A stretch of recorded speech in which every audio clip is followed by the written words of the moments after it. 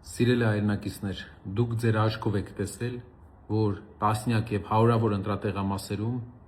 եղել են վերանայման արդյունքում քաղաքացիական պայմանագիր կուսակցության ձայների շեշտակի անկում է նկատվել։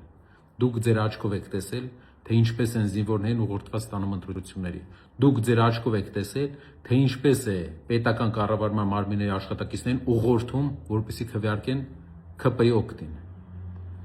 Այս ամենը հաշվի առնելով վաղը մենք դիմելու ենք կենտրոնական ընտրական հանձնաժողով, որպեսզի հանձնաժողովը չեղյալ հայտարարի ընտրության արդյունքները եւ ՔՊ-ի ձայները վերանայի։ Եթե